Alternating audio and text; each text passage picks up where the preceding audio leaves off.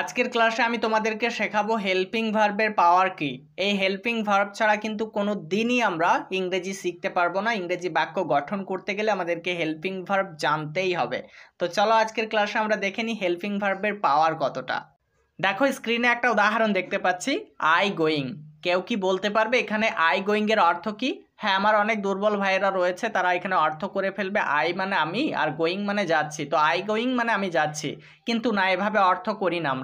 আমরা অর্থ করতে গেলে আগে দেখতে হবে গোয়িং এর পূর্বে কোন হেল্পিং ভার্ব ব্যবহার করা হয়েছে। যতক্ষণ না আমরা হেল্পিং ভার্ব দেখব ততক্ষণ সঠিকভাবে অর্থবহ করতে পারবো না বাক্যটাকে। তো খেয়াল করো, এই গোয়িং এর পূর্বে যদি আমি অ্যাম ব্যবহার করি তখন কিন্তু এই গোয়িংটার অর্থ হবে যাচ্ছি। তো আই অ্যাম গোয়িং মানে আমি যাচ্ছি, কিন্তু এই অ্যামটাকে পরিবর্তন করে দাও, নিয়ে শুধু একটা ওয়াজ ব্যবহার করে ফেলো, তাহলে কিন্তু এই গোয়িংটার অর্থ এবার চেঞ্জ হয়ে যাবে। এই গোয়িংটার অর্থ হয়ে যাবে যাচ্ছিলাম। তাহলে দেখো ভাই, এখানে একটাই গোয়িং, আমরা একবার অর্থ করছি যাচ্ছি আর একবার অর্থ করছি যাচ্ছিলাম। গোয়িং তো একটাই, তাই না? তাহলে এই কাজটা করছে কে? হ্যাঁ, এই কাজটা করছে মূলত হেল্পিং ভার্ব। এবার তোমরা যদি এখানে ওয়াজটাকে পরিবর্তন করে উইল বি ব্যবহার করে ফেলো তাহলে কিন্তু আবার এই গোয়িংটার অর্থ আবার চেঞ্জ হয়ে যাবে। এই গোয়িংটার অর্থ হয়ে যাবে তখন যেতে থাকবো। তা আই উইল বি গোয়িং অর্থাৎ আমি যেতে থাকবো। দেখো, আমি একটা গোয়িং নিয়ে তিনটা কাজ করতে পারছি, তিনবার তিন ধরনের বাক্য বানাতে পারছি। এটা কার সাহায্যে? এটা তো হেল্পিং ভার্বের সাহায্যে, তাই না? তাহলে আমাদেরকে হেল্পিং ভার্ব খুব ভালোভাবে আয়ত্ত করতে হবে। যদি এটা না জানা থাকে তাহলে কিন্তু আমি কোনো সময়ই সঠিকভাবে মনের ভার্ব কোন সময়ে বলছি সেটা প্রকাশ করতে পারবো না। এবার একটু খেয়াল করবে, যাই এই বাংলা ক্রিয়াটাকে আমরা অনেক রকমভাবে বলতে পারি। যেমন যাই, যাচ্ছি, গিয়েছি, গিয়েছিলাম, যাচ্ছিলাম, যাব, যেতে থাকবো। দেখো, আমি 7 রকমভাবে বলে ফেললাম। চাইলে আমি আরও অনেক রকমভাবে বলতে পারি, চাইলে 20 রকম, 30 রকম, 40 রকমভাবে এই ফর্মগুলোকে আমি বাংলাতে বলতে পারবো।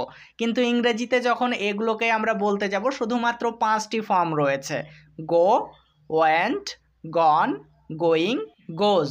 এবার একটু খেয়াল করো, বাংলাতে আমরা অনেক রকমভাবে বলতে পারি, কিন্তু ইংরেজিতে বলতে গেলে শুধুমাত্র 5টি ফর্ম।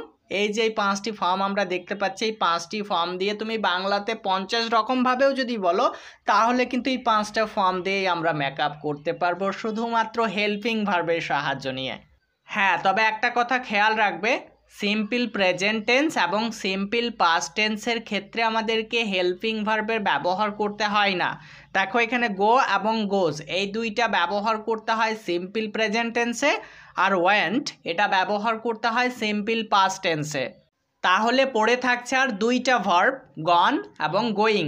এই দুইটা ভার্বের ক্ষেত্রে আমাদেরকে হেল্পিং ভার্ব ব্যবহার করতেই হবে, তবেই কিন্তু আমরা সেই বাক্যকে সঠিকভাবে অর্থ করতে পারবো। দেখো, এখানে গন এটা আমরা পারফেক্ট টেন্সের জন্য ব্যবহার করি।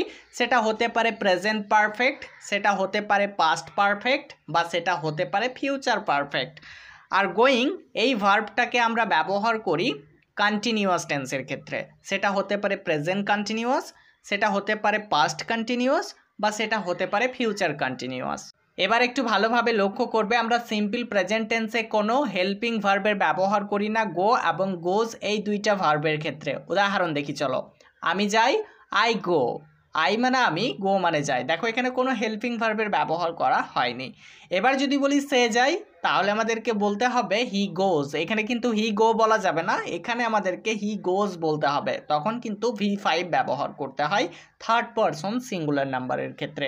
তো থার্ড পারসন সিঙ্গুলার নাম্বার যখনই আমরা দেখতে পাবো তখন আমরা সিম্পল প্রেজেন্ট টেন্সের ক্ষেত্রে এস বা ইয়েস ব্যবহার করব।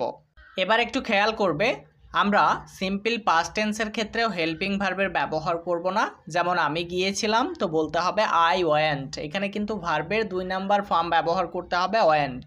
তো আই ওয়েন্ট মানে আমি গিয়েছিলাম। এবার একটু খেয়াল করবে, গনকে আমরা কিভাবে ব্যবহার করছি। প্রেজেন্ট পারফেক্ট টেন্সে গনকে ব্যবহার করতে হলে হ্যাভ, হ্যাজ এই দুইটা হেল্পিং ভার্বের সাহায্য নিতেই হবে, তবে কিন্তু সঠিকভাবে অর্থ করতে পারবো। আর যদি আমরা পাস্ট পারফেক্ট টেন্সে গনকে ব্যবহার করতে যাই তাহলে আমাদেরকে হ্যাড এই হেল্পিং ভার্বের সাহায্য নিতে হবে। আর যদি ফিউচার পারফেক্ট টেন্সে গনকে ব্যবহার করতে যাই তাহলে আমাদেরকে উইল হ্যাভ এই হেল্পিং ভার্বের সাহায্য নিতে হবে। দেখো, স্ক্রিনে দুইটা উদাহরণ দেখতে পাচ্ছি, আই গন আর হি গন, একটু খেয়াল করবে এই দুইটার মধ্যেই কিন্তু হেল্পিং ভার্বের ব্যবহার করা হয়নি।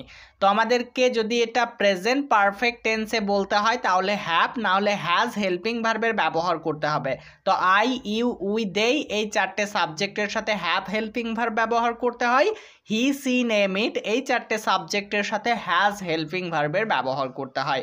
তো একটু খেয়াল করবে এখানে যদি আই এরপরে হ্যাভ ব্যবহার করি তখন কিন্তু এই গনটার অর্থ হবে গিয়েছি। তো আই হ্যাভ গন এর অর্থ হবে আমি গিয়েছি।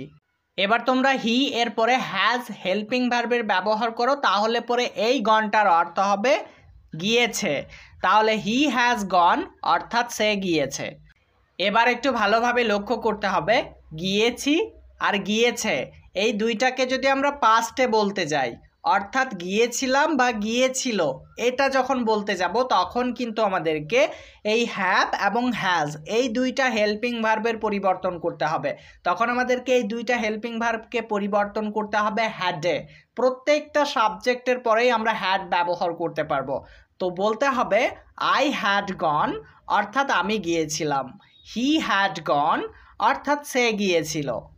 এবার যদি তোমরা ফিউচার পারফেক্ট টেন্সে বলতে যাও তাহলে তোমরা এখানে হ্যাড হেল্পিং ভার্বকে পরিবর্তন করে উইল হ্যাভ ব্যবহার করো। তাহলে আই উইল হ্যাভ গন অর্থাৎ আমি গিয়ে থাকব, হি উইল হ্যাভ গন অর্থাৎ সে গিয়ে থাকবে। একটু খেয়াল করবে আমরা একটা গন দিয়ে তিনটা সময়ে কথা বলছি, প্রেজেন্টে, পাস্টে আবার ফিউচারে। এটা শুধুমাত্র সম্ভব হচ্ছে হেল্পিং ভার্বের সাহায্যে।